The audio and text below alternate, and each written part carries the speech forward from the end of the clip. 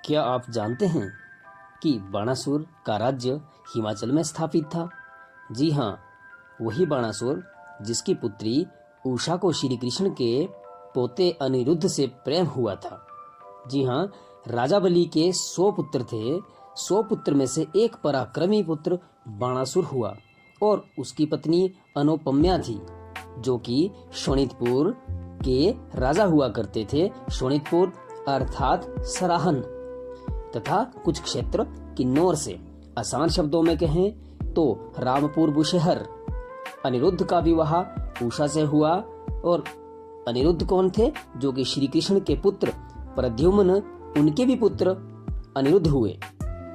तथा उषा पूर्व जन्म में रति थी, जो कि कामदेव की पत्नी थी, जिसका वर्णन मत्स्य पुराण, ब्रह्म पुराण, हरिवंश पुराण व विष्णु पर्व में मिलता है। किन्नौर, जो कि 2 भागों में बंटा था, एक भाग की राजधानी कामरू थी और दूसरे भाग की राजधानी शोणितपुर। कामरू के 3 भाई थे, जो कि वहां पर राज्य किया करते थे। उनकी शोणितपुर राज्य के साथ नहीं बनती थी, अर्थात कामरू से बहने वाली जो नदी शोणितपुर की ओर जाती थी, उन्होंने तीनों भाइयों ने मिलकर एक बार उसमें अत्यंत जहर घोल दिया, जिससे कि वहां पर असंख्य पशु पक्षी व मनुष्य मारे गए। भयंकर अकाल पड़ गया। बाणासुर ने प्रजा को बचाने के लिए शिव की तपस्या की थी तथा शिव के आदेशानुसार सतलुज को फिर मानसरोवर झील की तरफ ले जाने का आग्रह किया गया था। नमस्कार, मैं आपके मध्य लेकर आया हूँ हिमाचल जियोग्राफी का तीसरा चैप्टर, जिसका नाम है रिवर्स अर्थात हिमाचल की नदियाँ। हिमाचल प्रदेश, जिसकी मुख्यतः 5 नदियाँ हैं: सतलुज, चिनाब, रावी, ब्यास और यमुना। सतलुज, जिसका वैदिक नाम सुतुद्री है तथा संस्कृत नाम शतुद्री। सतलुज का जल ग्रहण क्षेत्र 20,000 वर्ग किलोमीटर है। बसपा, स्पीति नदी इसकी सहायक नदियों में से मुख्यतः नदियां हैं। बाणासुर इसे मानसरोवर से हिमाचल प्रदेश लेकर आया था।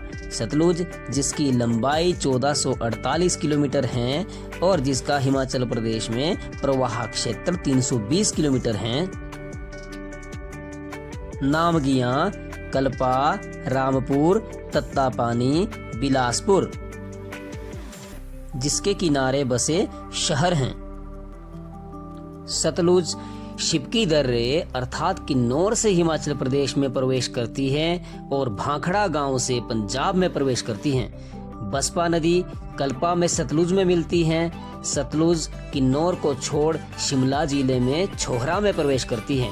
सतलुज नदी सतलुज में नामगिया अर्थात खाब में जाकर मिलती है।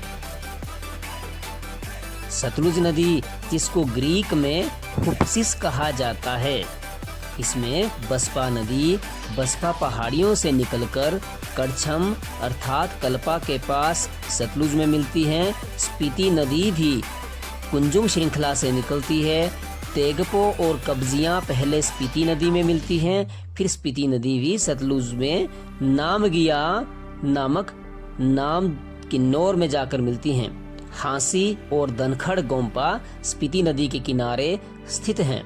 नोगली खड्ड भी सतलुज में मिलता है, रामपुर बुशहर के समीप। सतलुज नदी फिरनू गांव के पास मंडी जिला में प्रवेश करती है, फिर बिलासपुर से होते हुए पंजाब में प्रवेश करती है।